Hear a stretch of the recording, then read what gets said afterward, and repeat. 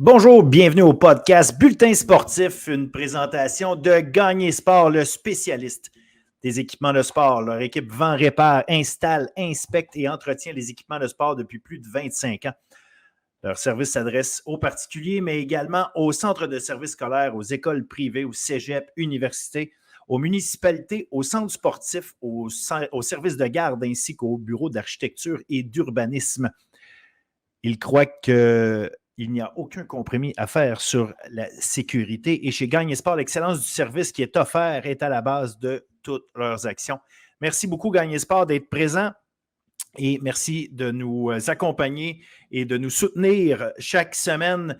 Alors, cette semaine, c'est l'avant-dernière de la session d'automne parce qu'on va faire un petit peu comme, évidemment, les athlètes. On va prendre une pause durant les fêtes. Alors, avant-dernière,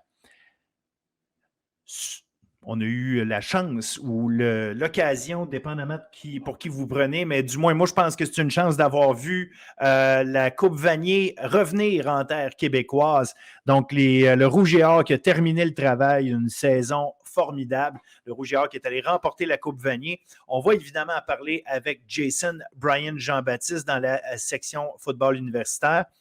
Football collégial, on va en parler. Évidemment, il n'y avait pas de match, tout est terminé. Mais avec Chris Bemba, on regarde ensemble qui ont été, selon nous, les meilleurs joueurs offensifs et défensifs de la saison dans chacune des divisions. On va également parler avec Mike Diamona à l'entrevue de la semaine. Mike Diamona, non, peut-être pas très connu pour certains.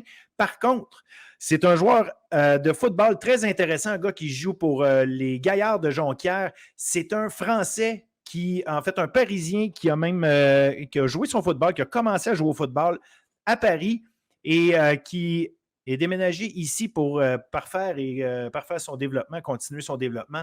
Un joueur de très bon niveau qui va être intéressant de suivre, de savoir où est-ce qu'il va aller parce qu'il a terminé son parcours collégial. Donc, je vous invite sincèrement à écouter cette entrevue-là. Super intéressant. Le gars, surtout que c'est toujours intéressant de voir comment ça se passe, le football comme ça en France. Donc, voir comment il a commencé, comment il s'est développé et qu'est-ce qui l'a amené ici. Donc, je vous invite vraiment à écouter ça, rester en ligne pour l'écouter. Bien sûr, je veux parler de ce qui s'est passé en fin de semaine dernière dans les différents sports en basket collégial féminin. On avait une rencontre au sommet entre Saint-Jean et Dawson. Et en fait, pas au sommet, entre deux très bonnes équipes, parce que l'équipe au sommet, c'est Champlain-Saint-Lambert. Mais Dawson et Saint-Jean sont deuxième et troisième. Et Saint-Jean l'a emporté 64-63. Une victoire grâce à un lancer franc réussi avec 22 secondes à faire. Et ce lancer franc-là a été obtenu grâce à une faute technique. Donc, franchement, une fin de match assez abracadabrante et Saint-Jean en a profité. Chez les hommes, on avait des matchs vraiment, vraiment haut niveau. Et là, quand je parle de rencontre au sommet, on en avait une pour vrai entre Vanier et Onsic. Et Onsic a infligé un premier revers à Vanier, 63-58, premier revers donc de la saison pour Vanier. Il y avait des matchs intéressants aussi. Il y en avait deux impliquant Brébeuf. Un qui s'est terminé 120-96 pour Brébeuf. 34 points, il faut souligner ça, là, de Omar Miguel Ibelchik. Un joueur excellent et à surveiller du côté de Brébeuf. Là, une machine à marquer des points. Et Brébeuf, 2 jours plus tard, est allé battre Onsic cette fois-ci.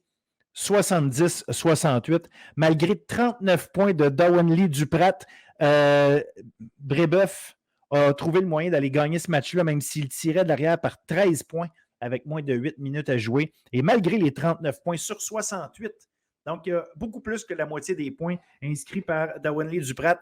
Mais malheureusement, Onsic n'a pas été capable de conserver l'avance et Brébeuf est allé chercher ce match-là. Donc, on a un classement qui devient très intéressant du côté du basket collégial. On va avoir l'occasion d'en parler en masse, et évidemment, parce que là, tout le monde prend une pause et puis on va aller plus loin après ça au retour des fêtes. Donc, on va avoir le temps en masse de vous expliquer où est-ce qu'on en est rendu, qu'est-ce qui se passe, qui est fort, qui est moins fort, qui va être à surveiller. On va faire le tour de ça pendant les fêtes, surtout par écrit. Vous aurez l'occasion de pouvoir lire des articles là-dessus.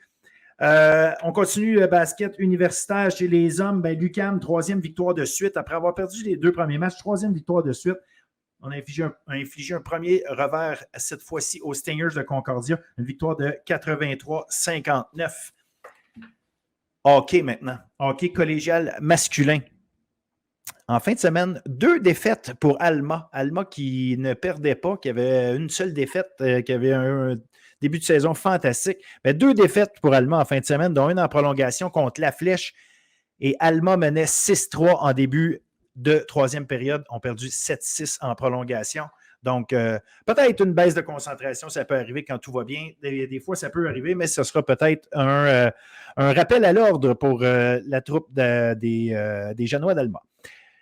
Par contre, je veux juste vous mentionner que des équipes qui sont quand même en grande forme en ce moment dans le réseau collégial de hockey D1, Thetford qui a gagné 5 de ses 6 derniers matchs et Champlain-Saint-Laurent qui a gagné 6 de ses 7 derniers. Donc, évidemment, 2 autres équipes qui vont être surveillées. Collégial féminin, on avait un match entre Champlain-Lennoxville et John Abbott, la fameuse confrontation entre Gabrielle Santerre et Émilie Lucier, les 2 meilleures pointeuses. Champlain-Lennoxville l'a emporté 5-3, 2 buts de Gabrielle Santerre, 1 but d'Émilie Lucier. Hockey universitaire féminin. C'est Concordia qui est particulièrement en santé ces temps-ci. En fait, Concordia domine outrageusement le classement. Domine sérieusement le classement. Des victoires en fin de semaine, 3-1 contre Carleton et 6-0 contre McGill. Le duo de Rosalie Bégin-Cyr et Amy Fecteau était particulièrement en forme. 5 points pour Rosalie et 4 pour Amy en fin de semaine. À mentionner également Audrey-Anne Veillette des Carabins de l'Université de Montréal qui a inscrit 4 points contre McGill. Il faut mentionner par contre que c'est très difficile pour les Martlets cette saison. Fiche de 0-10-1 depuis le début de l'année. On va se le dire, c'est une période de transition pour McGill après avoir eu toute la période avec les Tricia de Guire dans les buts, Jade Downey-Landry et compagnie. Donc, une période plus difficile pour McGill, mais on ne s'en fait pas, c'est une grande organisation. Elles vont assurément se replacer dans les prochaines années, mais disons-le, c'est moins facile et c'est une occasion pour ramasser des points pour les adversaires. Universitaire masculin. L'UQTR, toujours, en fait, on le mentionne, le l'UQTR dans la conférence Ontario-Est. L'UQTR, McGill et Concordia, donc les 3 équipes québécoises qui dominent le classement dans cette section-là. En fin de semaine, 2 victoires pour l'UQTR, 3-2 contre Ontario Tech, 7-4 contre Nipissing. McGill, une victoire contre Ontario Tech, 4-1, et une défaite en prolongation, en tir de barrage, en fait, contre Carleton, 5-4. Et enfin, Concordia l'a emporté 3-0 contre Queens. Je termine avec le volleyball collégial féminin. 2 victoires pour Jonquière. Lionel Groux ne jouait pas, toujours au sommet du classement. Elle, 8-0. Mentionnons la performance de 26 points et demi pour Maïka Bourgeois-Daigle, qui est la meneuse d'ailleurs au niveau des points par match depuis le début de la saison. Collégial masculin, 2 défaites pour Limoilou, combiné à 2 victoires pour Saint-Jérôme, ce qui fait que le classement se resserre. Et d'ailleurs, Saint-Jérôme, une de ses victoires a été contre Sherbrooke, qui sont premiers au classement. Donc, ça va être intéressant. Là, on a 4 équipes sur 5, là, parce que je pense que l'Outaouais tire de la patte un peu, mais pour les autres, les 4 autres équipes, là, c'est-à-dire Sherbrooke, Limoilou, Saint-Jean et Saint-Jérôme, la bataille va durer toute la saison. Mentionnons pour Saint-Jérôme en fin de semaine, en 7 manches jouées, 37 points pour Guillaume Sanson. Oui. Universitaire féminin, 2 victoires pour les Carabins. Les Carabins qui continuent de mener le classement chez les femmes. Une victoire d'ailleurs de 3-1 contre l'UQAM, ce qui fait que, comme je dis, les Carabins continuent d'être en tête. McGill suit, l'UQAM ensuite. 34 points en fin de semaine pour Gabrielle Fortin, vraiment à surveiller, plus qu'à surveiller, là, à souligner. Ensuite, chez les hommes, on a Sherbrooke. Sherbrooke continue son bon début de saison. Sherbrooke a perdu son premier match de l'année, 3-2 contre Montréal, et depuis, c'est 7 victoires consécutives.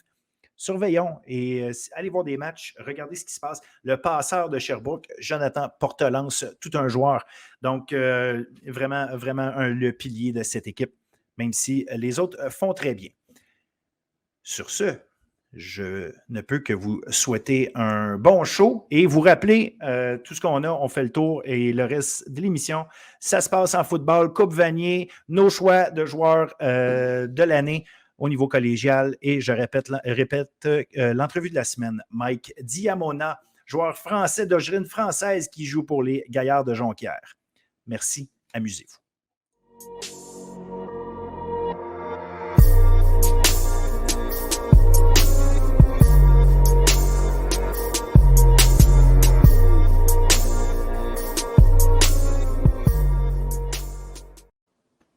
Yes, Jason, pour une dernière fois cette saison, parce que la saison vient de se terminer avec un grand match, on va se parler de foot universitaire. En fait, juste dernière fois, peut-être qu'on va en reparler pour d'autres raisons, mais pour parler de ce qui s'est passé sur le terrain, c'est notre dernière chronique ensemble. Mais c'est la Coupe Vanier et le Rouge et Or qui redevient champion canadien. Une magnifique victoire de 30-24 contre la Saskatchewan. Donc, écoute, raconte-moi qu'est-ce que tu as vu, qu'est-ce que tu as pensé de tout ça. Je te laisse le micro. Honnêtement, pour moi, comment j'ai vu ça, c'était un grand match joué par deux bonnes équipes de football, excellentes, équipes de football exceptionnelles. Puis, pour moi, comment ça se résume, c'est que le Rouge et Or, leurs meilleurs joueurs sont venus jouer au match. Puis du côté aussi de Saskatchewan, mais au final, je pense que les meilleurs joueurs du Rouge et Or ont pris le dessus sur Saskatchewan. Arnaud Desjardins a été exceptionnel.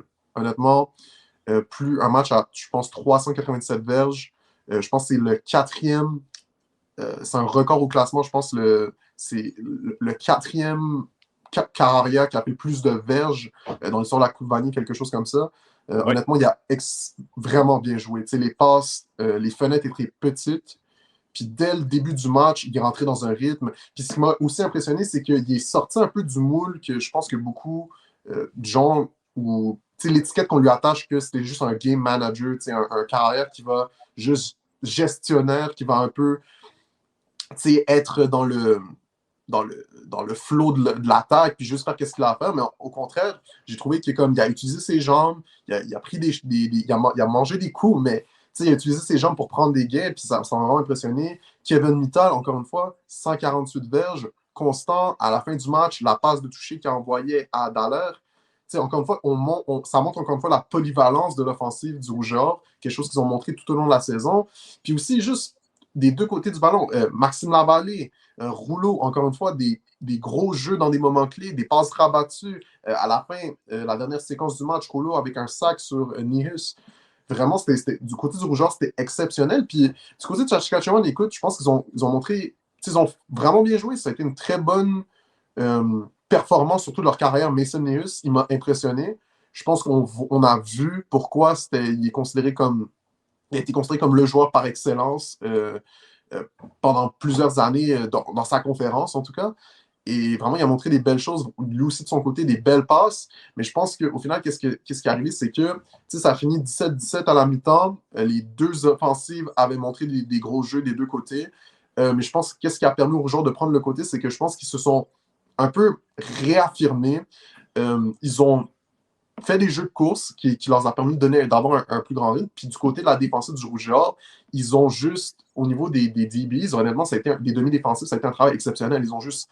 Nihus, la pression au courant de la journée, en tout cas à la première demi, la ligne défensive du Rouge et Or n'avait pas nécessairement réussi à lui mettre tant de pression, fait qu'il était assez confortable. Mais à partir de la deuxième demi, ça a été un peu plus de pression, mais surtout le travail de la tertiaire du Rouge et Or qui vraiment...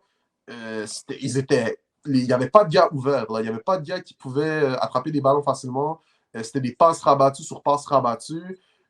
Puis plus le match avançait, plus Nihus, il y avait de la pression.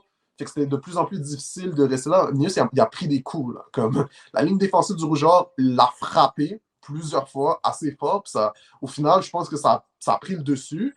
Puis l'offensive, quand ta défense joue à ce niveau-là, c'est très facile de rester dans ce match-là. Puis Desjardins, rester sous contrôle, des passes exceptionnelles. Je pense qu'Arsenault, il y avait vraiment un attrapé incroyable à la fin du troisième quart, quelque chose comme ça. Oui. Encore une fois, c'est plein de jeux remarquables par les meilleurs joueurs du Rouge et Or. Puis pour moi, c'est qu'est-ce qui a déterminé l'issue de ce match. Je pense qu'effectivement, les gens en ont eu plein les yeux avec. Puis j'irais plus loin, je dirais pendant toutes les éliminatoires. Le Rouge et Or a été fantastique match après match. Ça faisait quand même 3 matchs de suite, là. Et en tout respect pour Concordia, contre qui ont joué leur premier match, il reste que.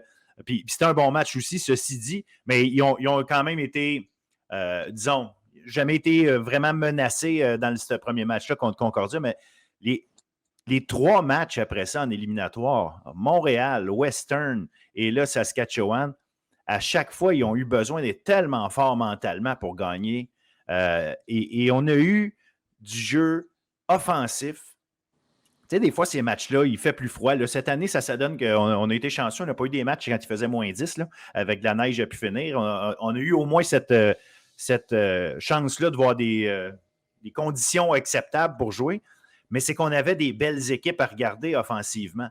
Puis, pas Montréal, excuse-moi, je ne veux pas. Là, désolé aux fans du Rouge et Or qui n'accepteront pas cette erreur. Mais Laval a été justement extraordinaire à mettre des points au tableau sans arrêt. Puis tu l'as dit, les meilleurs étaient les meilleurs. Desjardins, je l'ai senti devenir un joueur qui avait encore plus confiance en ses moyens. Tu parlais d'un gars qui est peut-être vu comme un gestionnaire de match. Je pense que l'attaque du Rouge et Or est basée sur le fait que son corps arrière est un gestionnaire de match. C'est une attaque qui a toujours travaillé de manière systématique. Mais là, plus la saison avançait, plus on a... Je ne veux pas dire compris, parce que je ne pense pas que les gens qui sont là ne croyaient pas ou ne comprenaient pas ce qu'il y avait entre les mains. Là, je pense juste que c'était une façon d'utiliser son monde. Mais avec le temps, oui, Kevin Mittal, puis on en reparlera parce qu'à lui seul, il mérite qu'on parle de quel genre de joueur il est. Mais les Dansereau-Leclerc, les Arsenault, les Dallaire, les Muganda, puis lui-même Desjardins, à quel point, comme tu as dit, il courait, il prenait des coups. Tu voyais que c'était un gars qui se disait « OK, là, je suis capable de faire plus encore, je suis capable d'aller plus loin, puis on s'en va se battre, puis il faut aller gagner. » J'ai trouvé vraiment, vraiment superbe leur façon de réagir. La deuxième demi, encore une fois, le Rouge et Or était comme ça à peu près toute l'année. Là, on dirait qu'on voyait le Rouge et Or en début de match, correct, tu sais, joue ses matchs. Puis quand je dis correct, je parle de toute l'année. Là. Il jouait ses matchs, il faisait ses affaires, il ne se mettait pas dans le trouble nécessairement, il faisait ses affaires. Mais la façon dont ce coaching staff-là arrivait à faire des ajustements à chaque fois pour amener son équipe à un autre niveau en deuxième partie de match, ça a été comme ça. Et encore une fois, c'est ce qui a fait gagner l'équipe. Parce que tu l'as dit, Nias avait un bon match, puis c'est encore un très bon joueur. Quel cœur arrière. Il décoche tout ça vite, une passe, c'est incroyable. Mais la pression qu'on a réussi à mettre, c'est pas juste des gars qui travaillent plus fort là, pour mettre de la pression, c'est qu'on a amené des nouvelles façons d'amener la pression. Puis sans saquer, on l'a saqué une fois à la toute fin du match, là, Nias. Mais effectivement, on l'obligeait à jouer plus rapidement. Puis on a vu des passes s'échapper, des passes, une petite affaire moins précise. Fait qu'à la fin, ça fait de la différence. Ça redonne le ballon au Rouge et Or qui est arrivé à faire des gros jeux. Fait que non, moi, j'ai adoré toutes les éliminatoires. Puis évidemment, de finir comme ça, je suis tellement content pour le Rouge et Or, content pour Glenn Constantin, qui est devenu le coach le plus victorieux de l'histoire du football canadien, puis qui termine la saison où il établit ce record-là avec sa 10e Coupe Vanier, la 11e de l'histoire du club. Fait que c'est extraordinaire. Oui, tu as mentionné Desjardins. Je pense que, pour moi, les meilleurs joueurs de football, c'est ceux que, oui, tu fais ton travail dans le système que ton coach te présente puis dans lequel tu joues, mais c'est quand tu es capable de t'approprier ce système-là puis dominer, c'est là le prochain niveau. Puis je pense que c'est exactement ce que Desjardins a montré. Puis je pense que c'est qu'est-ce qui a permis au reste de l'équipe. Tu sais, toute l'année, on entendait, genre, tu sais, en écoutant le match, tu entends des histoires par rapport au fait que l'équipe, la cohésion qu'ils avaient ensemble, le fait qu'ils avaient beaucoup de rencontres avec juste les joueurs pour parler vraiment du match, parler de la préparation. Tu as senti que c'était une équipe de football qui était soudée, préparée. Puis c'était pas juste. Non, tu as mentionné les coachs, puis le travail des coachs, puis on peut en parler, mais entre eux, je pense qu'il y a vraiment une dynamique puis un désir de vouloir réussir qui s'est imprégné tout au long de la saison. Un autre aspect aussi que j'ai trouvé intéressant, c'était les unités spéciales. Encore une fois, Mathieu Bertrand, exceptionnel. Le travail qu'il y a à faire avec les unités spéciales, s'assurer que tout le monde, les joueurs, comment ça s'est déroulé, c'était vraiment exceptionnel. À la fin du match, je pense, les Saskatchewan, ils avaient essayé un jeu truqué. Directement, le groupe d'unités spéciales, ils ont réussi à le stopper sur le punt return, puis ça a été, il n'y a pas eu de surprise. Ça a montré encore une fois la préparation que les joueurs avaient. Puis, en tout cas, vraiment, genre, ils m'ont vraiment impressionné. Puis, chapeau à eux. Vraiment, tout au long de l'année, ils ont montré que c'était une équipe de football disciplinée, mais qui avait aussi du caractère et de la détermination. Puis, pour moi, c'est ça qui leur a permis de remporter ces Coupes Vanier cette année. Ah, absolument. Absolument. Puis, tu sais, ça a été un travail de toute l'année. Je me rappelle encore quand, justement, puis je pense que je l'ai mentionné dernièrement aussi, quand Glenn Constantin a dit en début de l'année, cette année, il va falloir gérer les moments d'adversité. Le travail a été fait complètement. Puis je reviens sur ce que tu disais, comme quoi les joueurs entre eux, ça a été mentionné pendant la diffusion du match, comme quoi les joueurs, ils ne voulaient pas avoir... Parce qu'il y a un moment donné, il y a quelqu'un qui parle, qui leur a demandé est-ce qu'il y a quelqu'un qui est venu faire un speech pendant la semaine ou quelque chose, faire venir un invité spécial, puis ils ont dit non. Les joueurs, au contraire, se sont rencontrés entre eux, même sans les entraîneurs à un certain moment. C'était pour montrer cette cohésion-là. Puis eux autres, là, c'était vraiment non, on sait ce qu'on a à faire. On a juste à se le dire entre nous, s'assurer que tout le monde est encore bien concentré sur ce qu'il y a à faire. Puis c'était ça. Et on a senti des gens concentrés, préparés et enthousiastes. Tu sais, tu les sentais avec une énergie positive tout le temps. Il arrive des moments où ça va moins bien, tu es moins sûr. Il y a des jeux qui peuvent être frustrants des fois. À un moment donné, tu accordes des points, ça peut être frustrant. Jamais on avait l'impression de voir une équipe qui est en train de... Ça ne se passe pas comme on veut. Jamais on sentait ça d'eux autres. On sentait tout le temps prochain jeu. Et les gars... Ah non, écoute, je ne sais pas comment tout décrire ça, mais je trouve que c'était...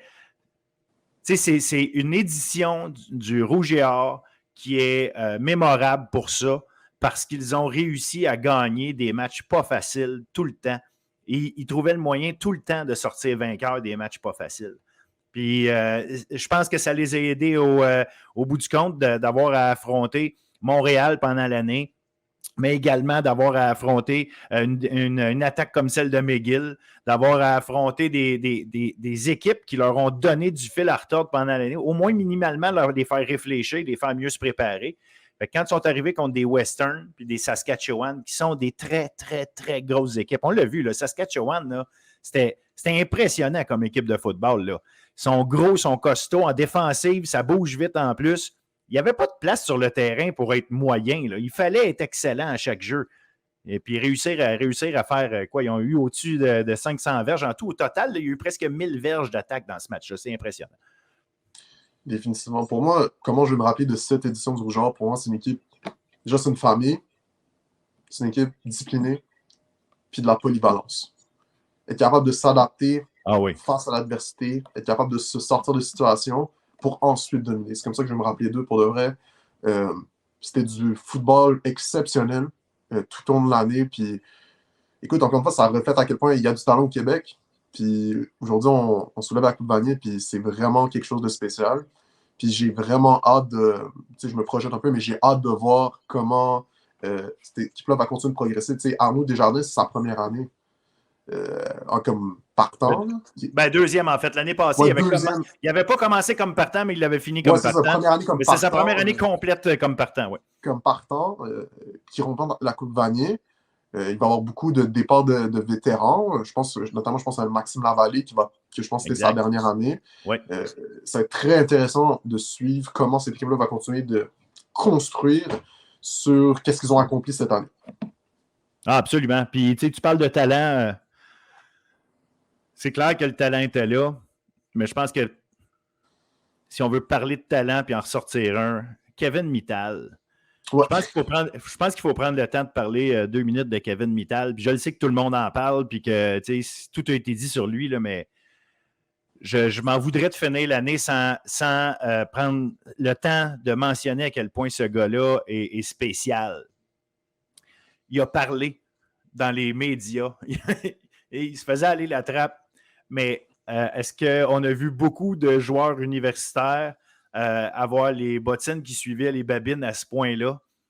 On l'a vu dans le match, là. Il boitait à certains moments. Il n'était pas en parfaite forme physique. Mais évidemment, tout le monde a des bobos à ce temps-ci de l'année. Mais lui, tu sais, écoute, c'est un receveur de passe, là. Et il boite entre les jeux. Puis il trouve le moyen de ramasser 148 verges comme ça. Et de lancer une passe de toucher. Ce qu'Arnaud Desjardins n'a même pas fait dans le match, soit dit en passant, même s'il a lancé pour 397 verges. Fait que c'est des gars comme ça, on a la chance de les voir évoluer devant nous à chaque semaine. Je ne sais pas si c'est un gars qui peut avoir une chance dans la NFL. Puis pourquoi je pose la question, c'est qu'on a déjà vu un Samuel Giguère partir de Sherbrooke puis avoir sa chance avec les Colts, notamment d'Indianapolis, puis il a participé, il était dans des équipes comme ça. Est-ce que Kevin Mittal a ce qu'il faut pour au moins tenter sa chance? Je ne le sais pas. Je ne suis pas assez connaissant pour établir la différence entre lui. Mais s'il joue dans la Ligue canadienne après, ce gars-là va être dominant pendant des années. Là. C'est un gars qui a la tête à la bonne place. C'est un gars qui joue bien au football, mais il est tellement dominant, là, ça n'a pas de sens à quel point ce gars-là, que tout le monde a les yeux dessus, les défenses, les coordonnateurs défensifs, ils trouvent le moyen d'être dans des espaces constamment où est-ce que tu as l'impression qu'il était tout seul. Il brise des plaqués, il est rapide, il est costaud, il a tout. Puis il y a le charisme. Donc, non, regarde, c'est un joueur spécial. Puis j'espère que les gens, fans ou non du Rouge et Or, savent apprécier à quel point il y a un joyau qui se promène sur les terrains de football québécois depuis quelques années, puis qui va continuer encore un petit peu, puis il faut en profiter. Définitivement, c'est un joueur exceptionnel. C'est un joueur qui a montré une dominance tout au long de l'année. Puis je pense que, aussi, du caractère, je pense que tu l'as dit, il s'est ouvert aux médias, mais je pense que ça montre chez lui vraiment une confiance, mais aussi juste un confort par rapport à juste être dans sa personne. Il sait qu'est-ce qu'il vaut, il sait à quel point il est bon, puis il n'avait pas peur de l'affirmer de façon publique. Fait que pour moi, c'est définitivement quelque chose que je respecte beaucoup. Comme tu l'as dit, il a été capable de back-up qu'est-ce qu'il disait. Puis pour moi, ça démontre encore une fois que le gars, il a une éthique de travail. Pour moi, là, un gars qui est capable de autant bien performer, puis d'en parler, puis aussi, quand tu écoutes même ses conférences de presse, oui, il va parler, mais c'est beaucoup, encore une fois, par rapport à l'équipe. Exactement ce que je pensais. C'est pas une affaire de « Ah, je suis le meilleur, je suis le joueur par excellence, je vais tous vous dominer. » C'est pas ça. C'est vraiment genre, il y a une confiance que, oui, je suis fort, mais je suis entouré de plein de gars qui sont forts aussi. Fait qu'on va tous vous battre. Fait que pour moi, c'est vraiment ça, plus comme ça que je l'ai perçu. Ah, vraiment? Ça démontre, c'est vraiment d'un point de vue équipe. Fait que pour moi, j'ai beaucoup de respect pour ça. Puis, tu as mentionné la NFL. Même moi, je n'ai pas les qualifications pour dire est-ce qu'il peut être un receveur de NFL. Mais ce que je peux dire, c'est que pourquoi pas. Pour moi, c'est ça. Pour quiconque qui dirait que non, pourquoi pas? C'est vraiment ça. Pour moi, il n'y a rien de... Pourquoi pas? Il ne pourrait pas tenter sa chance. Puis la Ligue canadienne, je pense que définitivement, ça va être quelque chose pour lui s'il poursuivrait en dehors de... Après son parcours rouge et or. Mais pourquoi pas? Pour moi, ce gars-là, il a montré tout au long de l'année qu'il était capable de dominer à un très haut niveau. Au Québec, on a de la très grosse compétition. Au Canada, on a de la très grosse compétition au football. Il a été le meilleur joueur cette année. Il a été élu meilleur joueur du pays. Pourquoi pas?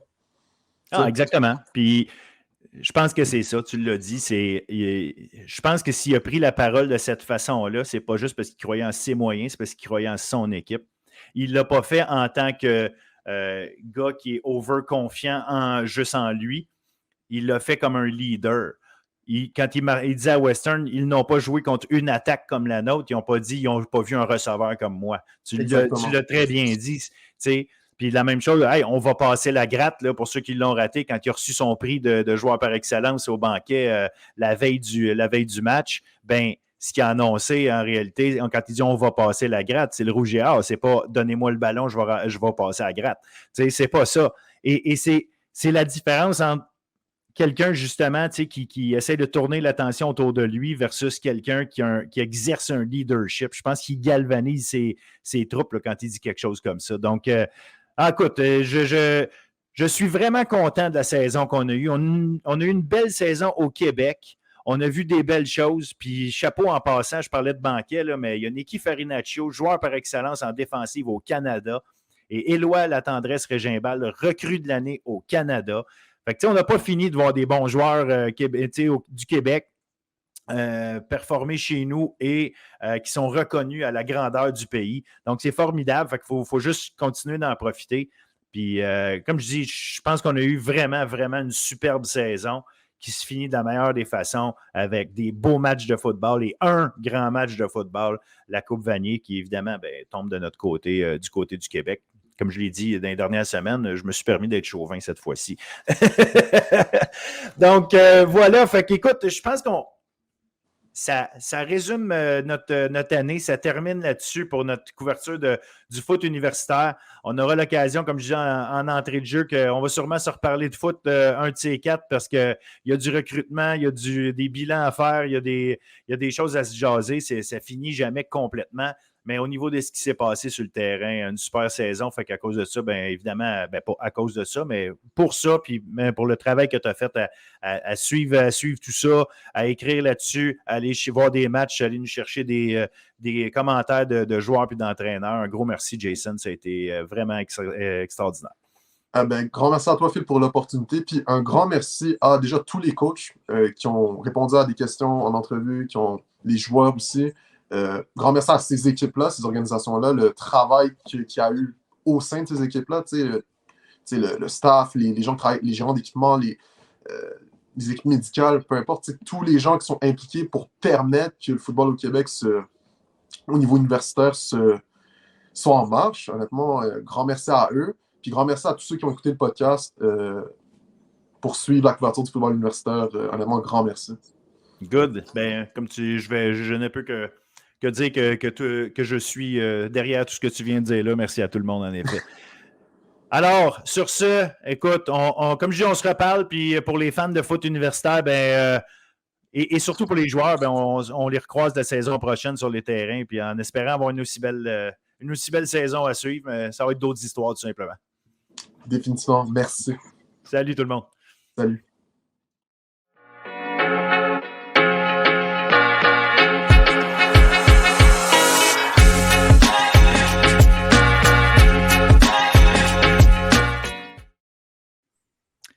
Chris Bemba, comment ça va? Très bien, toi, Phil? Yes. Chronique football collégial. Ça va être notre dernière de l'année en football collégial parce qu'évidemment, on peut parler d'autres choses pendant l'hiver et tout parce qu'il va y avoir du recrutement, il va y avoir un paquet d'affaires. Évidemment, des changements au niveau des coachs. Fait qu'on va avoir toutes sortes d'histoires quand même au niveau du football, mais tout est fini pour la saison. Il n'y a plus de match, tout est réglé. Fait que, juste pour la dernière, ce que j'ai pensé faire, ce serait qu'on nomme nos joueurs de l'année offensifs et défensifs par division. Fait que avec tous les matchs qu'on a regardés, je pense qu'on peut avoir notre œil à nous. C'est nous autres qui est allé avec nos impressions. Donc, ça ne veut rien dire. Peut-être que ces gars-là ne seront même pas sur les équipes d'étoiles du reste. C'est nos impressions à nous, puis ça n'enlève rien à ceux qu'on nomme pas. C'est vraiment des coups de cœur qu'on peut avoir eus. Fait que je pense qu'on a eu une belle saison, puis il y a des joueurs qui nous ont marqués, n'est-ce pas? Yes, ben oui. Très belle saison, puis je me répète encore, là, le football au Québec, pour de vrai, c'est wow. Cette année, j'ai pu le voir sur le sideline, là, voir l'énergie, puis voir aussi les joueurs jouer, toute l'ambiance et tout, pour de vrai. Les joueurs, puis les coachs aussi nous ont donné un très bon show. On est vraiment contents là, de la relève là, au niveau football collégial là, au Québec et tout. C'est vraiment très intéressant. Absolument, absolument. On a vu vraiment beaucoup de beaux jeux, vraiment beaucoup de bons joueurs. Fait, comme je le disais tantôt, ça n'enlève rien à ceux qu'on nommera pas, mais on a fait des choix pour nos joueurs de l'année, puis on va commencer en Division 1. Division 1, joueur offensif de l'année. Je te laisse le loisir de m'annoncer qui est ton joueur offensif de l'année pour toi en Division 1. Moi, je suis parti avec Simon Larose. Très bonne saison. Moi, en étant un ancien receveur, Simon Larose, là, j'ai trouvé excitant à regarder. Il a son petit swag aussi, c'est ce que j'aime un peu de lui aussi. Il a fait des bons jeux, un receveur très intéressant, une très bonne année. So, je lui donne le joueur offensif de l'année en Division 1, je le donne à Simon Larose là, de Grasset. Ah ouais, 841 verges, 23,4 en moyenne par attrapé, 6 touchés. Non, une grosse saison. Simon Larose va être un joueur très, comment je voudrais dire, convoité par les universités. C'était sa dernière saison collégiale. Moi, de mon côté, je suis allé avec le jeu au sol. J'ai hésité entre deux gars, puis mon choix s'est finalement posé sur Jerry Momo, le porteur de ballon de Champlain-Lennoxville. 786 verges, 7,3 verges en moyenne par course, 9 touchés. Il a été tellement important. C'est une équipe avec un gros jeu au sol. Puis il y en avait d'autres. Le Zachary Bouchard, dans la même équipe que lui, a ramassé beaucoup de verges aussi.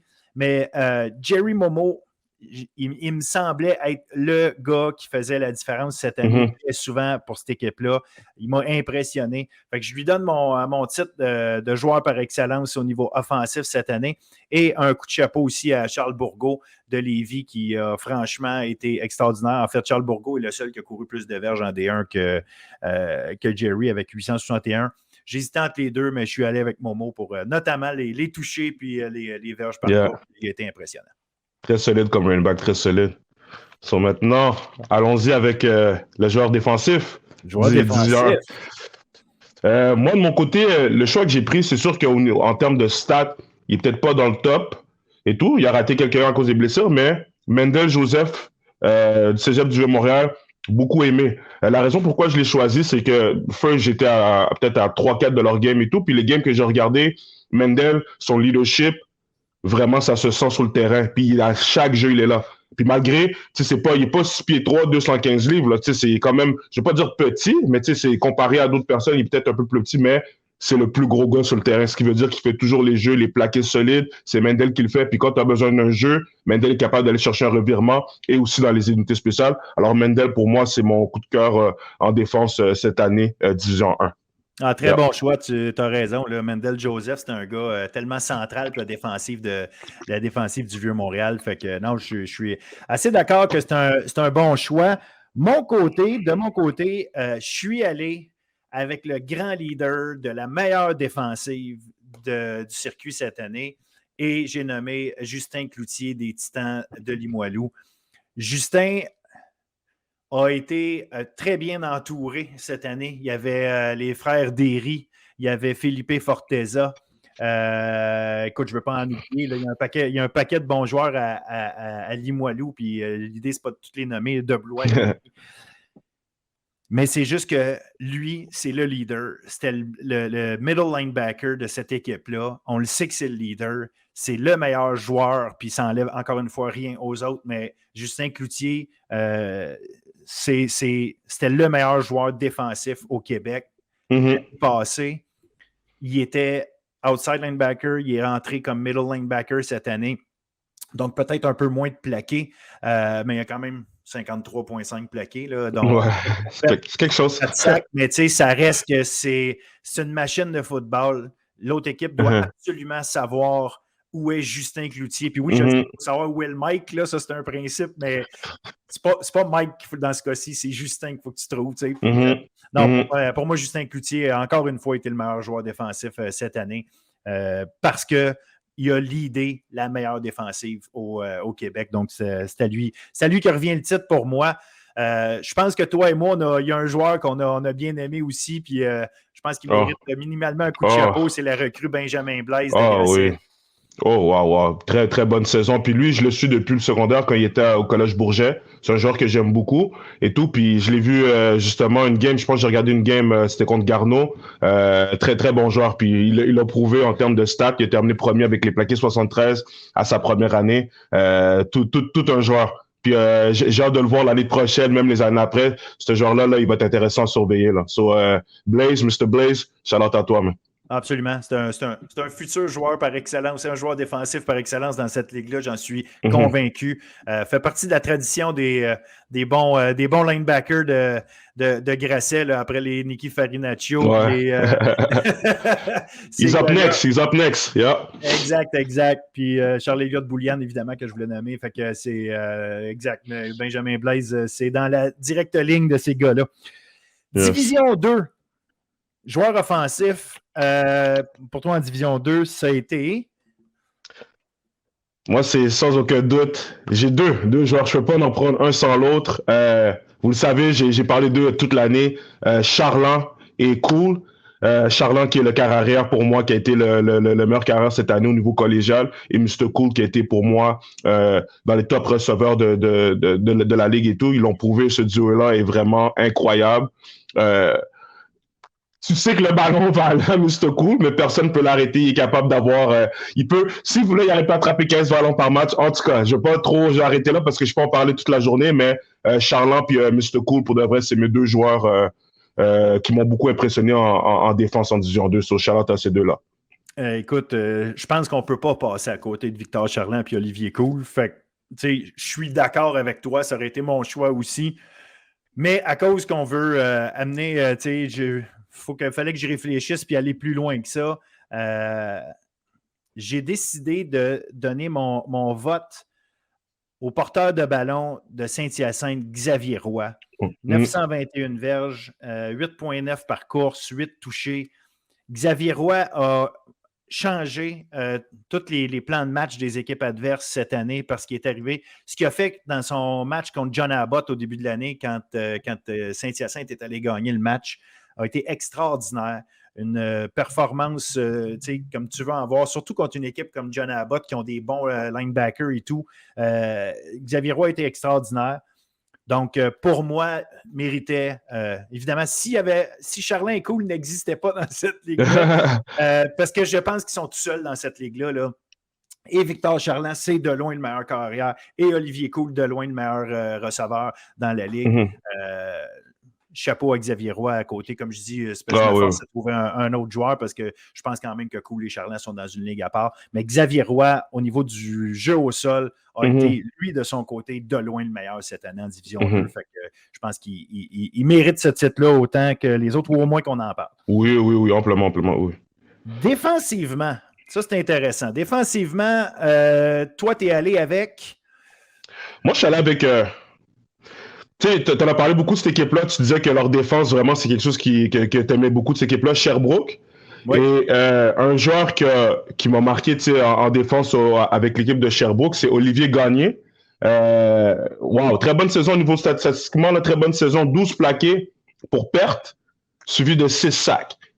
Ce qui veut dire, pour ceux qui ne savent pas c'est quoi des plaqués pour perte, c'est ceux qui sont plaqués derrière la ligne de mêlée. Il a pu réaliser ça 12 fois avec 6 sacs. Ça, c'est un joueur très dominant. Puis je pense que ça aide beaucoup ta défense quand tu as un joueur dominant comme ça sur la ligne et tout. Chapeau à M. Gagné là, en défense pour mon joueur défensif de l'année en Division 2. Ah, excellent choix. Puis je pense qu'effectivement, ça prenait quelqu'un de Sherbrooke. Là. Encore une fois, il y a plusieurs joueurs à Sherbrooke qui ont été excellents cette année. Antoine Dandurand aussi, on peut le nommer. Là, lui, cette interception, des passes rabattues, il a été excellent. Mais effectivement, Olivier Gagné, très, très, très bon choix. Moi, c'est drôle. Je vais aller pour une deuxième fois à Saint-Hyacinthe. On a parlé énormément de la défensive de Sherbrooke, mais je pense que la défensive de Saint-Hyacinthe a peut-être été sous-estimée. Ça reste l'équipe qui a accordé le moins de points par match cette année. Puis, je pense qu'il y a un gars qui aurait peut-être mérité qu'on parle encore plus souvent de lui. Et c'est un autre Xavier, pas Xavier Roy qui courait avec le ballon, mais Xavier Proux, le secondaire. Xavier Proux finit la saison avec 5 sacs, 9 plaqués pour perte. Et il a été de loin le gars qui a eu le plus de plaqués avec Saint-Hyacinthe cette année, 32. Tu sais, j'aurais pu nommer des Grégory Saint-Amand, Lucas Ruffolo. Tu sais, il y a un paquet d'autres très, très bons secondaires dans cette ligue-là. Mais pour la même raison que toi, Sherbrooke, c'est une grosse équipe. Tu sais, le leader défensif. Moi, j'ai pris le leader défensif de Saint-Hyacinthe. Je pense que oui, ses chiffres sont là, mais en même temps, son apport à la défensive, sa présence sur le terrain, c'est un excellent joueur de football, puis il va être à surveiller, lui, savoir où est-ce qu'il va aller à l'université. J'ai bien hâte de suivre ses traces. Un bon joueur de foot. Yes, sir. Division 3. Là, évidemment, Division 3, il y a 2 sections, mais on a essayé de tout mélanger ça ensemble le mieux qu'on pouvait. Donc, joueur offensif pour Chris Bemba, c'est... Sans aucun doute. C'est sûr qu'il y avait des excellents joueurs là, cette année pour devenir Division 3 aux côtés de l'offensif. Mais Jamal Louis, pour moi, sans aucun doute, c'est le meilleur joueur en offense cette année en Division 3. Incroyable comme joueur. Très belle attitude. J'ai eu l'opportunité aussi de discuter avec lui quelques fois et tout. Puis c'est un très bon kid, très bon joueur.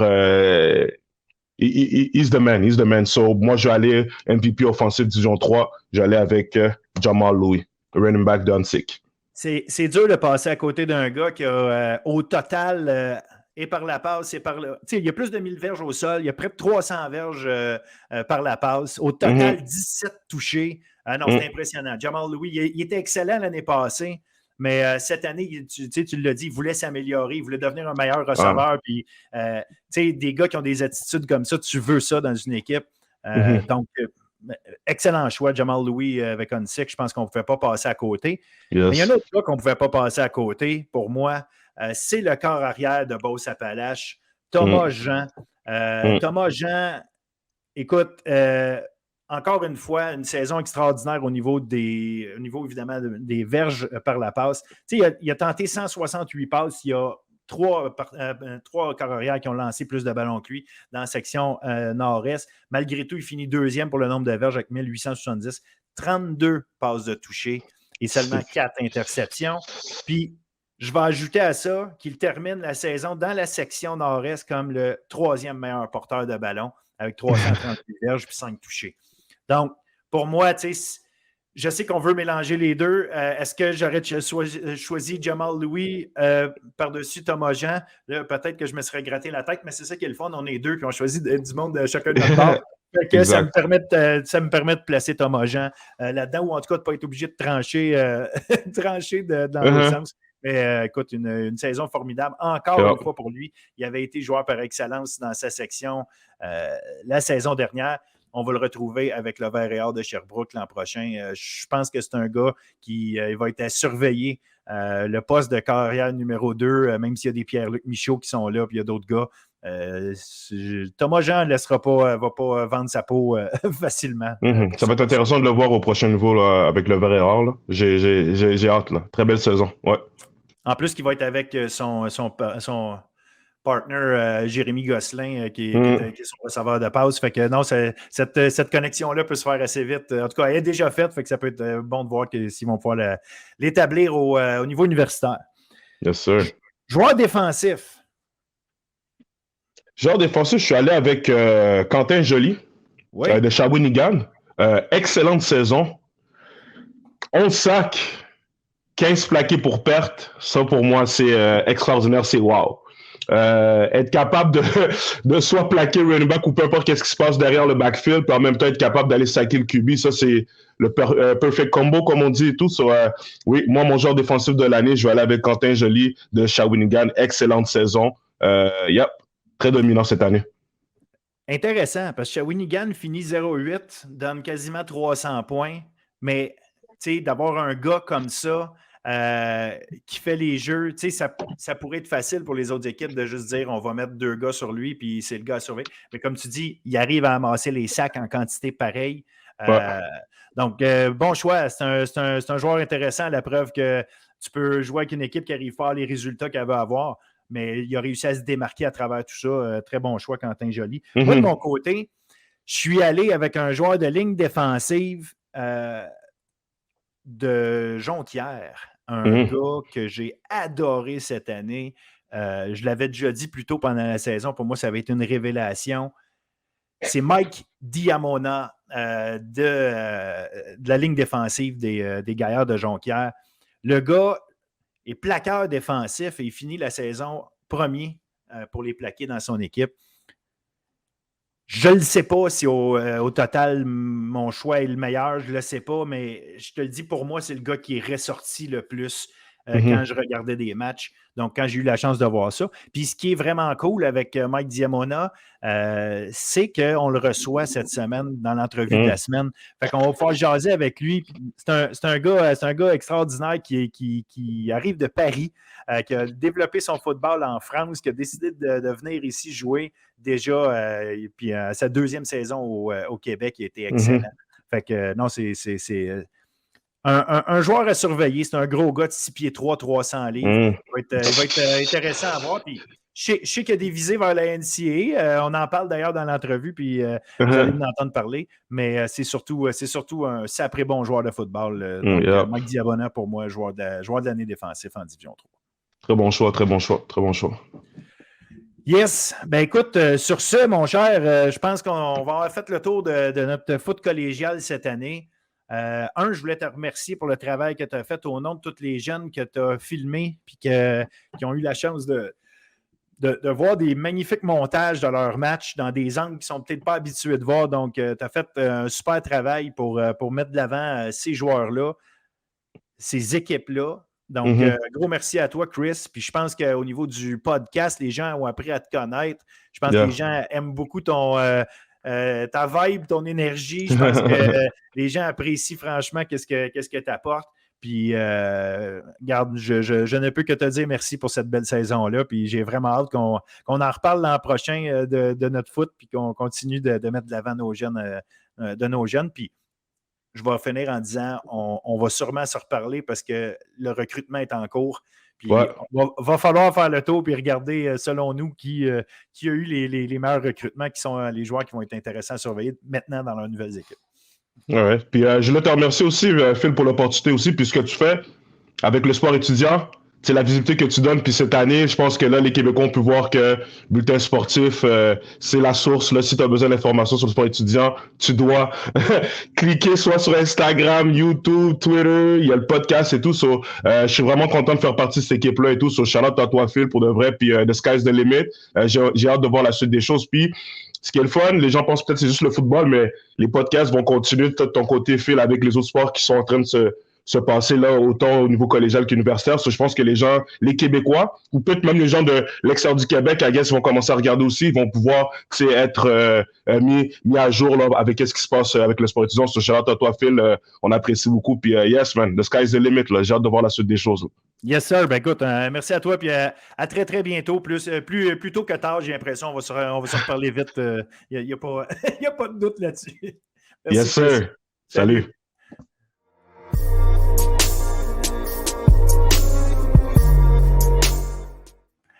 Alors, tout le monde, bienvenue au segment maintenant de l'entrevue de la semaine présentée par Gagné Sport. Cette semaine, on a la chance d'avoir avec nous un joueur que les gens connaissent peut-être un peu moins, mais qui devraient connaître, un joueur de football des Gaillards de Jonquière en Division 3, un joueur d'origine française, Mike Diamona. Bonjour, Mike. Bonjour. D'abord, merci d'avoir accepté notre invitation. C'est très apprécié. Yes, pas de problème. Mike, j'ai appris à te connaître sur le terrain en te voyant évoluer cette saison. Joueur de ligne défensive, impressionnant, oui, par ton gabarit, mais par le type de jeu que tu pratiques. Et surtout, et c'est assez rare qu'un joueur de ligne défensive mène au chapitre des plaqués dans son équipe. C'est souvent un secondaire. Et là, avec Jonquière, une équipe extrêmement solide qui a participé à une finale du Bol d'Or pour la deuxième fois consécutive. En fait, même plus que ça, c'est la 6e fois consécutive que les Gaillards allaient au Bol d'Or, mais pour toi, c'était la 2e. Raconte-nous un peu. En fait, je veux que les gens apprennent à te connaître. Fait qu'avant, là, je parle de ta saison, mais je veux que les gens apprennent à te connaître. Tu es d'origine française. Tu as commencé évidemment donc à jouer au football en France. Raconte-nous un peu comment ça fonctionne. Nous, Québécois, Nord-Américains, on est habitués à nos façons de faire. Mais pour les Français qu'on voit de plus en plus nombreux sur nos terrains, comment ça fonctionne? Qu'est-ce qui vous amène vers le football comme ça? Le football américain, évidemment, parce que votre foot, habituellement, vous n'êtes pas aussi équipé en termes de protection et vous ne pouvez pas faire les mêmes choses. Donc, je veux savoir comment tu as commencé. Qu'est-ce qui t'a amené là-dedans? Ouais, moi, alors, je suis vraiment venu au football américain par hasard, en vrai de vrai. Moi, c'était un ami à moi qui faisait du foot. Moi, je faisais d'autres sports. J'étais quand même déjà ancré dans le sport, hein. Je faisais des sports de combat. Je fais du judo, du jiu-jitsu brésilien, boxe. OK? Et bah, je suis parti accompagner un ami qui était parti faire du football américain. Carrément, je savais pas que ça existait en France au début. Et après, je l'ai rejoint et bah, j'ai continué jusqu'à en arriver à là. Et tu avais quel âge à ce moment-là? J'avais 15 ans. 15 ans? 15 ans, ouais, environ. Tu J'ai plus... étais déjà un sportif dans l'âme et relativement accompli dans le sens où Ouais, tu faisais ça beaucoup. faisait longtemps que je faisais du sport, ouais. Et comment ça fonctionne? Est-ce que c'est des équipes qui sont installées dans les villes? Est-ce que ça fonctionne avec l'école? Comment ça fonctionne le football en France? Et à quel point, justement, il y a beaucoup d'équipes ou pas qui existent en France? Ouais, effectivement, c'est des équipes, ben, nous, on appelle ça des clubs. C'est un peu différencié de l'école. Ça se ressemblerait plus au civil. Mhm. Bah, c'est différencié de l'école. Nous, par exemple, moi, dans ma ville, il n'y avait pas de club de foot. Ça veut dire que j'étais dans un club d'une ville à côté. Mhm. Et ouais, c'est ça. Tu peux venir t'inscrire, il n'y a pas de problème. Et vous jouez contre, évidemment, des équipes de d'autres villes. Ouais, exactement. OK. Il y a plusieurs types de divisions. On a, la, on a les divisions de région, tout ce qui est régional, voire départemental. Ça marche comme ça chez nous. Et après, nous, il y a la nationale. Moi, par exemple, quand je suis venu, vu que j'étais avec les plus jeunes, j'ai joué en foot à 9 ouais, en régional. Et après, je suis parti en national en football à 11 avant de rejoindre le Pôle France dans la Et suite. qu'est-ce qui t'amène à grimper les échelons comme ça? Est-ce que c'est simplement une question d'âge ou c'est une question de qualité de joueur? On les fait grimper de départemental à national? Bah, pour les catégories, c'est un peu de l'âge. Par exemple, moi, quand je suis arrivé, bah, la section U19, elle jouait déjà en national. Ça veut dire que quand j'étais en U16, bah, et que je suis monté en U19 l'année d'après, j'étais directement en national avec bah, les plus anciens. Et après, au niveau, par exemple, si on veut aller rejoindre le pôle ou les équipes de région, par exemple, c'est ce que j'ai fait. Ça, par exemple, c'est des détections qu'on fait, par exemple, en début d'année. En début d'année. Il y a plusieurs Et personnes. est-ce que ce sont les entraîneurs qui viennent, tu parles de détection, est-ce que ce sont les entraîneurs qui viennent vous solliciter ou c'est Oui, c'est ça. des événements où vous pouvez tout simplement vous inscrire, aller participer puis prendre votre chance d'essayer de faire l'équipe? Ouais, c'est ça. Bah, moi, vu que j'habite à Paris, c'est un peu différent des autres. On fait une équipe, par exemple, de chaque département et on s'affronte. Et il y a, par exemple, les différents entraîneurs de la région d'Île-de-France, du coup, la région de Paris, qui viennent. Et après, bah, on crée une équipe pour jouer, genre, pour faire une équipe de chaque région et on s'affronte chaque région. Par exemple, je crois que c'est à Vichy. Et voilà, on appelle ça le Junior Ball. Et tout le monde joue. Et suite à ça, bah, on peut être présélectionné en équipe de France ou aller au Pôle France. Moi, j'ai pris la décision d'aller au Pôle France, par exemple. Et c'est quoi ça, la différence entre le pôle France et l'équipe de France? Ah, c'est un peu différent parce que le Pôle France, c'est un peu ce qui se rapproche du cégep maintenant parce qu'on passe dans un stade de sport-études OK. où bah, le foot et l'école, c'est lié. On vit sur place. Par exemple, moi, j'habite à peu près vers Paris. J'ai dû déménager à Amiens où ça se trouve. Et c'est ça, c'est du sport-études. On s'entraîne un peu plus que les autres équipes. Et voilà. Et l'équipe de France, du coup, c'est vraiment une sélection nationale. Mais c'est un peu lié quand même. Et parce que tu disais, ben, je connaissais même pas ça, c'est un ami qui m'a amené Ouais. là-dedans. Comment c'est vu justement quand tu dis, je fais partie de l'équipe de football américain? Est-ce qu'il y a plein de monde autour de toi qui dit, ben, qu'est-ce que tu fais là? À la limite, pourquoi vous n'êtes pas porté à aller plus au rugby, tu sais, qui a quand même des similitudes ou qui serait presque plus naturel dans le sens que, bon, c'est quand même connu en Europe, là, mais Ouais. comment vous arrivez à trouver des joueurs? Parce que j'imagine qu'à quelque part aussi, le bassin de joueurs est assez petit. Avez-vous besoin de bouger, voyager beaucoup pour jouer les matchs?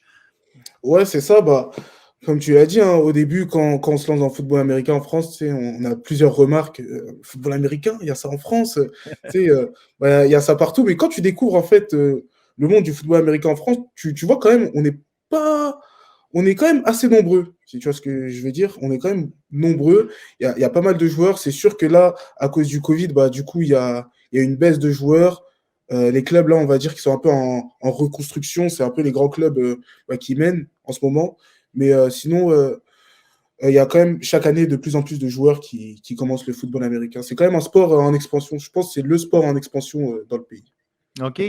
Et là, bon, tu arrives au niveau où tu arrives.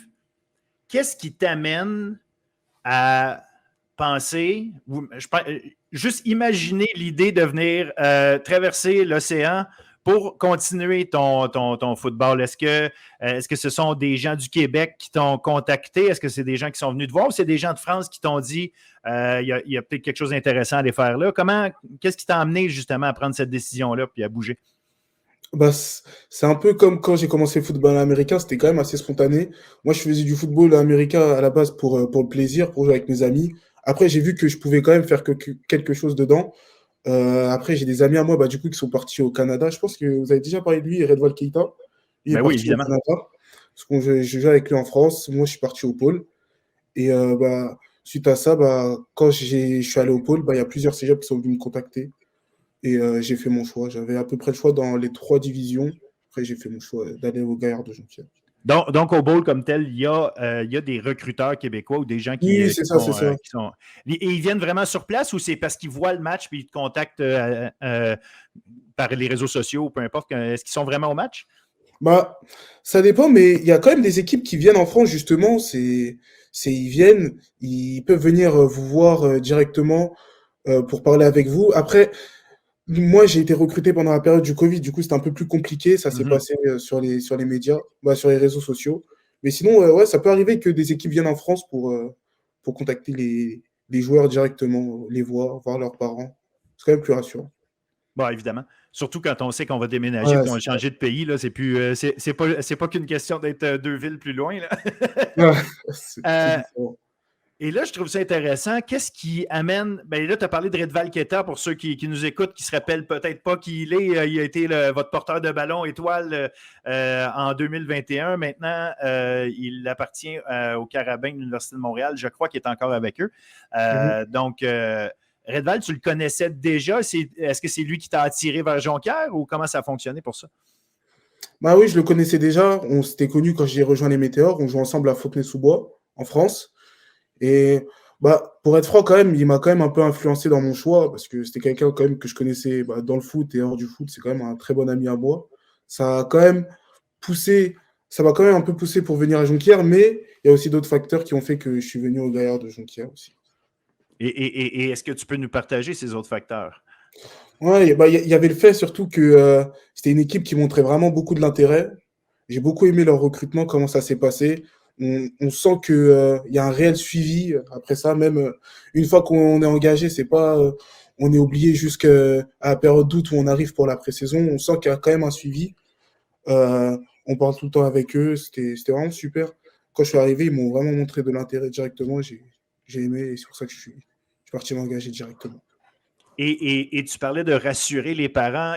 Ouais. Qu'est-ce qui rassure tes parents ou qu'est-ce qui a rassuré tes parents au moment où le choix a été fait? Puis justement, eux, comment ils ont pris juste la nouvelle de c'est peut-être une possibilité de déménager au Canada puis au Québec pour venir pour venir jouer au football? Bah, moi, au niveau de mon départ, ça s'est quand même bien passé parce que on va dire que j'habitais déjà plus trop chez moi à Paris, vu que OK. j'étais déjà au Pôle France, je rentrais que les week-ends ou pendant les vacances scolaires, ce qui fait que bah, mon départ il s'est fait un peu tout seul. J'ai pas trop eu de problème. Après, c'est quand même normal, hein, je pars à 5000 km de chez moi, je traverse un peu le continent par l'océan. Il y a quand même besoin d'un minimum de réconfort pour mes parents. Mais les coachs s'en sont bien occupés, du coup. J'ai pas trop eu de problème. En vrai de vrai. Puis, une fois arrivé à Jonquière, Ouais. bon, là, en fait, tu as passé 2 saisons, l'an passé, cette année. Comment ça s'est déroulé pour toi? Est-ce qu'il y a eu une adaptation ou parce qu'on tourne autour du football, parce qu'on va à l'école et au bout du compte, tout tourne autour de ça, ça reste assez simple, ou il y a vraiment une adaptation pour un joueur comme toi qui arrive de France qui vient s'installer à Jonquière? Mmh. Bah, moi, je pense qu'il y ait vraiment, ouais, il y a vraiment une adaptation. Après, moi, je parle pour mon cas personnel, mais moi, quand je suis arrivé ici, bah, niveau football, déjà, euh, c'est différent quand même de la France. On joue à 12 joueurs, alors qu'en France, on joue à 11 déjà. Et même la façon de jouer, elle change quand même. Il y a quand même une petite période d'adaptation. Après, on peut quand même essayer de s'adapter. On s'adapte quand même. Si on suit bien ce qu'on fait et qu'on fait confiance bah, au staff, on peut quand même s'adapter assez vite. Après, niveau scolaire, moi, vu que j'étais déjà au Pôle France, je savais déjà un peu comment ça marchait le fait que le sport soit lié avec les études. Ça veut dire, je connaissais, on va dire, un peu le processus. C'est vraiment surtout au niveau footballistique que ça changeait. Puis partir de Paris, une grande ville, et arriver à Jonquière, qui est quand même Ouais, c'est différent. un pôle, mais dans une région, puis Ouais. c'est une belle petite ville, c'est sympathique, on manque de rien là-bas, pas du tout, mais ça reste que c'est pas des grandes villes comme Paris. Est-ce que ça aussi, ça faisait partie d'une adaptation? Ouais, c'était clairement une adaptation. Ben, on arrive de Paris avec un peu notre train de vie parisien. Euh, ça change quand on voit que, par exemple, les commerces ferment plus tôt ou plein de choses comme ça. Tu sais, des choses un peu basiques que nous, on peut retrouver à Paris, même à Montréal. Quand je vais à Montréal, je vois que c'est quand même un peu comme Paris, mais Oui. au Saguenay, bah, il n'y a pas trop, c'est une adaptation, mais c'est pas critique non plus. Ici, on est quand même bien. C'était pas réellement un point négatif. C'est vrai que c'est un changement, mais ça Puis va. là vous êtes quand même plusieurs joueurs français, justement. Est-ce qu'il se forme un regroupement des joueurs français? Est-ce que vous. Puis je vois pas ça comme une clique, là, je vois plus le fait d'être regroupé pour faciliter justement votre passage, votre séjour au Québec ou Ouais. la façon dont les choses se passent. Puis j'imagine, comme tu dis avec Redval qui a fait partie du processus pour te convaincre de venir, j'imagine que tu fais un peu la même chose avec d'autres aussi. Ouais, mais justement, il y a beaucoup de personnes qui pourraient penser que justement, il y a un groupe de Français, par exemple, dans une équipe, qu'on est plus entre nous. Mais moi, c'est ça qui m'a choqué, en fait, à Jonquière, c'est que bah, on se mélange tous, en fait. Entre Français et Québécois, on peut même, tu sais, ça dépasse même le foot, hein. On peut sortir ensemble, tu sais, dehors, entre Québécois, Français. Il n'y a pas vraiment de groupe. Après, c'est vrai qu'il y a quand même des affinités, parce que, par exemple, avec les Français, on se connaît déjà, on a déjà joué ensemble, par exemple, dans les regroupements de régions, on connaît un peu les joueurs, tout ça. Mais sinon, dans l'équipe, il n'y a vraiment pas de problème, on se mélange tous, on est tous frérots. Et Ah, ben c'est bon, ça se c'est mélange. une Ouais, bonne ça, affaire, c'est vraiment un justement. bon point à Jonquière. Ça doit faciliter en plus tout le reste là, du fait que tu n'es pas, Ouais, pas fié uniquement sur les 3 ou 4 que tu connais plus, mais tu arrives à te débrouiller avec les autres. Et parle-nous justement de ces saisons-là que tu as jouées au niveau football. Comment ça s'est passé? Comment tu as aimé ton expérience? Comment tu as senti que tu t'étais développé en tant que joueur de football? bah, on sent quand même que je pense avoir quand même m'être amélioré en fonction, bah, par rapport à la saison dernière, surtout ce que je voulais dire. Au début, on sent quand même qu'il y a une petite adaptation. On vient de France, c'est un peu différent. C'est le temps un peu de connaître comment ça marche le foot au Québec, le système québécois, comment il joue. On voit quand même que c'est pas mal différent. Mais une fois qu'on s'adapte, ça va tout seul, ça va tout seul. Il suffit juste de s'entraîner, de ne pas lâcher, d'être constant et ça déroule tout seul. Et venir ici, justement, est-ce que c'est perçu par les Français qui viennent ici comme une occasion d'améliorer encore plus son niveau de jeu? Est-ce que c'est perçu comme, OK, on va aller là et c'est le niveau supérieur ou si tu avais continué en France, tu aurais pu vraiment continuer à te développer au même niveau, je pourrais dire, quand je dis même niveau, là, je dis à la même vitesse ou comment c'est perçu justement par les Français? Est-ce que c'est vraiment, bon, OK, c'est une étape supérieure que de venir en Amérique du Nord jouer? Ah oui, effectivement, c'est totalement une étape supérieure. Là, on passe de l'Europe à l'Amérique du Nord. On sent quand même qu'il y a une différence de niveau. Ici, le football, il est pris quand même plus au sérieux. Tu sais, nous, les joueurs français, quand on vient ici, quand même, on a quand même un but de pouvoir perdurer, bah, du coup, au Québec, par exemple, pour prendre exemple. C'est qu'on vient quand même avec un but de performer et de s'améliorer surtout, d'avoir vraiment un meilleur niveau que ce qu'on pourrait avoir si on évoluerait en France ou autre. Parce que je pose la question parce que je vois les joueurs français Mhm. exceller chez nous. Ouais.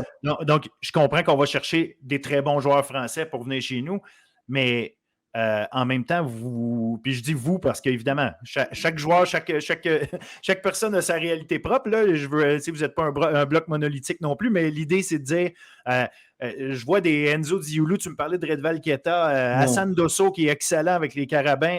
Il y a plusieurs joueurs français qu'on voit de plus en plus qui prennent une place quand même prépondérante dans les succès de leurs équipes. Donc, Oui.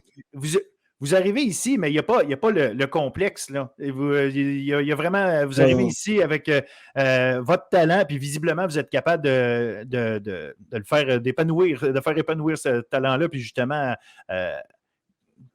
continuer d'améliorer, puis de vous améliorer, puis de participer au succès de vos équipes. C'est intéressant, vous n'arrivez pas juste là en disant je suis le 10e meilleur joueur de mon équipe. Non, vous êtes dans l'élite de la Ligue à chaque fois. C'est intéressant, ça. Ouais, c'est ça, t'as à peu près tout dit, hein. Nous, par exemple, là, tout à l'heure, je parlais de venir en Amérique du Nord pour avoir un plus haut niveau, mais le niveau des joueurs français, il est totalement pas à plaindre du tout, hein. Comme tu peux le voir, tu l'as dit, les meilleurs joueurs, par exemple, dans les ligues, là, dans cette saison, il y a quand même des Français dedans. C'est pas pour rien, c'est que même si les différents cégeps viennent recruter des joueurs français, c'est pas des joueurs français, comment je pourrais dire, en général, ils essayent de prendre quand même des joueurs français qui se démarquent du lot, on va dire. Et après, on essaye de le montrer sur le terrain et aussi de prouver que nous, les Français, même si on vient d'Europe, même si on n'est pas des Américains, on a le niveau, on peut performer dans la Ligue. Il suffit de nous donner l'occasion. Exact, puisque ça démontre probablement qu'il y a quand même des bonnes bases, un bon développement, un bon encadrement qui se fait en France. J'imagine que dans le fond, l'Amérique du Nord, c'est plus les opportunités. C'est pas tant le développement qui est offert que les opportunités pour aller encore plus loin. Là. Totalement. Et là, il faut que tu me parles de vos 2 défaites en finale. Je ne veux pas aller à dire 6 défaites en 2 ans. Je vais juste me concentrer sur les 2 défaites en finale. À quel point Beauce-Appalaches est un enjeu pour Jonquière à chaque fois.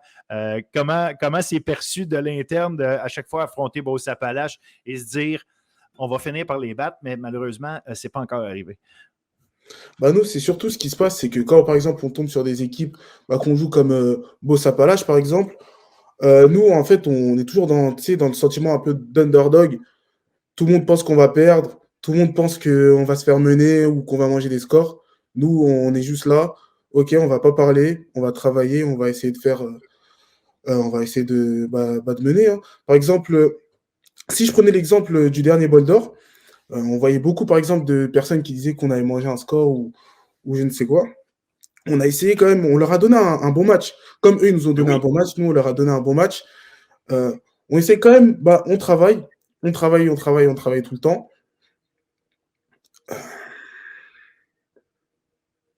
J'ai un blanc, excusez-moi. Non. Mais vous travaillez tout le temps, puis à la moitié du 4e quart, quand même, à ce bol d'or-là, ouais. le pointage était à 21-21. Ouais. Et sachant tout ça, à quel point, justement, comme tu dis, vous travaillez, vous êtes perçus comme les négligés, puis le monde s'attend à ce que, Beauce-Appalaches passe à travers sans trop d'efforts, comme si ça ne prenait pas d'efforts pour Beauce-Appalaches de gagner à chaque fois leur match, parce qu'évidemment, ils ont été dominants, mais il reste que vous leur avez donné toute une opposition au dernier bol d'or. Il a dû faire particulièrement mal. Est-ce que celui-là a fait plus mal que celui de l'an passé à cause justement du fait que c'était serré comme ça? Clairement, comme tu l'as dit, on menait 13-0 au début. Ça s'est resserré à 21-21. Ils ont fini par gagner. Écoute, c'est le football, hein. Je pense, moi, je suis quand même très content de mes gars du travail qu'on a quand même fourni pendant cette finale. On a donné toute une game. Je pense même qu'on les a étonnés. Ils ne s'attendaient pas à se retrouver dans un match pareil. Après, c'est le football, hein. Il y a plusieurs facteurs qui vont faire qu'eux ont gagné. On a aussi notre part dedans, mais je suis quand même très content de mon équipe. Je suis très fier de mes gars. Et la suite pour toi, j'ai vu au printemps dernier, tu es allé faire des camps aux États-Unis avec 2 de tes coéquipiers. Ouais. Et là, je vois que tu es sur les réseaux sociaux, tu essaies de te faire connaître par les coachs de la NCAA. Visiblement, c'est un objectif pour toi. Ouais, clairement. Comment ça se passe de ce côté-là? As-tu eu des discussions directes avec des coachs ou jusqu'à maintenant, c'est plus si on veut, des gens ont reçu tes highlights, ont reçu tes images, ils ont vu que tu avais démontré de l'intérêt. Est-ce que tu as eu des discussions vraiment directes avec des entraîneurs de la NCAA? Puis est-ce qu'il y a des opportunités réelles pour toi d'aller là? J'ai eu plusieurs discussions réelles avec des coachs NCAA, mais bon, ça ne veut pas réellement dire quelque chose, hein. on parle avec eux et on voit ce que ça donne dans la suite. Moi, par exemple, je suis parti faire des camps, du coup, comme tu l'as dit, avec 2 de mes coéquipiers. C'est notre coach qui nous a emmenés. Grâce à ça, on a eu nous trois, on a quand même parlé avec plusieurs coachs. Moi, je suis ressorti avec des opportunités de jouer en NCAA de Division 2. Après, ça sera toujours à voir. Je parle quand même avec d'autres écoles en NCAA. Mais bon, on attend juste, on va voir ce que ça va donner. Mais je me donne pas, j'ai pas trop envie d'en rêver non plus. J'essaye de rester rationnel et on va voir ce que ça va donner.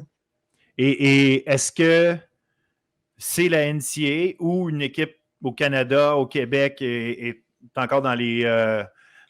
est-ce que c'est encore possible qu'on te voit jouer dans une université canadienne ou québécoise ou si c'est vraiment la prochaine étape, c'est la NCAA puis tu vas prendre la meilleure offre que tu vas avoir à partir de là? Non, comme tu l'as dit, vous pouvez me voir autant au Canada aux États-Unis, par exemple.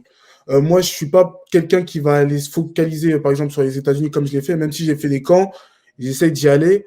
Je néglige pas du tout le football universitaire canadien. C'est quand même un très bon football. Moi, je regarde chaque année la saison. Je continue mon recrutement aussi avec les universités canadiennes, bien comme il faut. Et on va voir ce que ça va donner. Je peux autant finir au Canada comme aux États-Unis. Est-ce que tu termines l'école collégiale au printemps ou cet hiver ou cet automne? Je termine la session d'après. OK, la session d'après. Donc, tu as encore du temps pour prendre ta décision. Oui, j'ai clairement du temps pour ma décision. Ouais.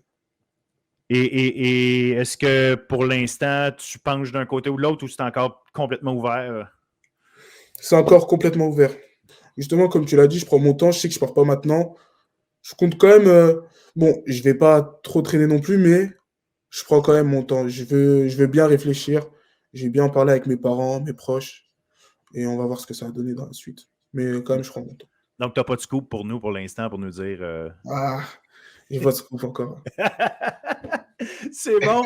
Écoute, Mike, merci beaucoup pour le temps que tu as pris. De nous faire connaître un peu, comprendre comment fonctionne le football en France, voir, et surtout de voir comment cette filière française-là entre, parce qu'elle est importante pour le Québec, surtout les équipes dans des régions où, à un moment donné, la quantité de joueurs n'est peut-être pas nécessairement suffisante pour fabriquer, ou pas fabriquer, mais avoir des équipes complètes. Fait que votre arrivée est importante non seulement pour remplir les équipes, mais surtout amener le niveau à augmenter dans ces équipes-là, parce que visiblement, votre contribution est importante et assurément appréciée par vos coachs. Yes.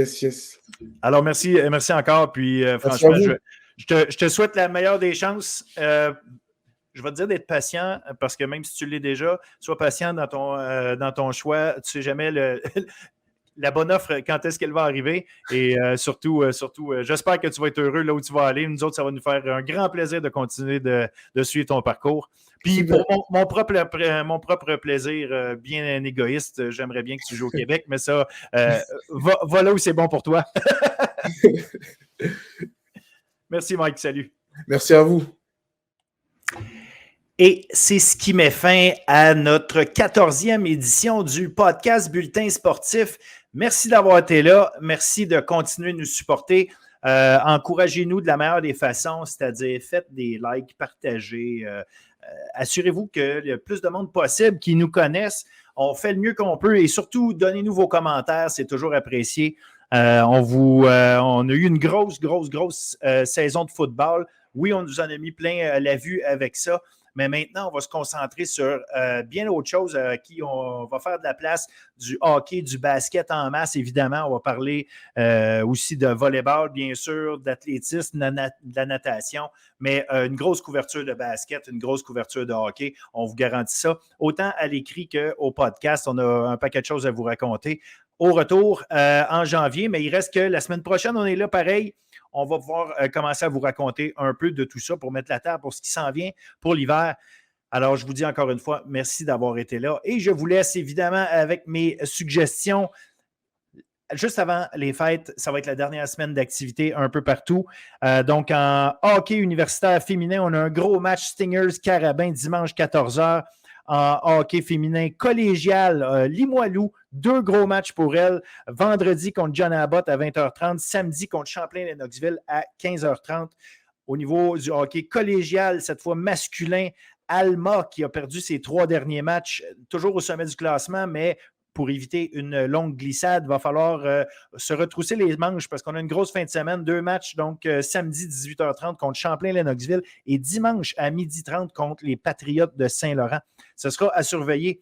Au niveau du basketball collégial féminin, on a un Champlain-Saint-Lambert contre Saint-Jean, les 2 équipes invaincues avant les fêtes. Donc ça, ce sera absolument à suivre. Vendredi 19h, en fait, vendredi soir, c'est rempli à craquer de bons sports. Vous n'avez pas le choix. En fait, le problème, ça va être de faire des choix, justement, mais vous avez assurément l'occasion de regarder du très, très, très bon sport universitaire et collégial. Donc, je continue, basket collégial masculin. On a Dawson contre Brébeuf. Eux autres, c'est vendredi, 21h. Au basket universitaire, en fait, c'est jeudi, un double-header, comme on dit, Laval-UQAM, les femmes à 18h, les hommes à 20h. Ça se passe sur le terrain Olga Rikak de l'UQAM. Ensuite, pour terminer, volleyball. Au niveau universitaire, il n'y a rien de ce côté-là. On est déjà en vacances. Mais au niveau collégial féminin, on a un autre duel au sommet, cette fois entre Lionel Groux et Édouard Montpetit, vendredi 20h. Et chez les hommes, Saint-Jean contre Sherbrooke, vendredi 21h. Merci encore. Bonne semaine à tout le monde.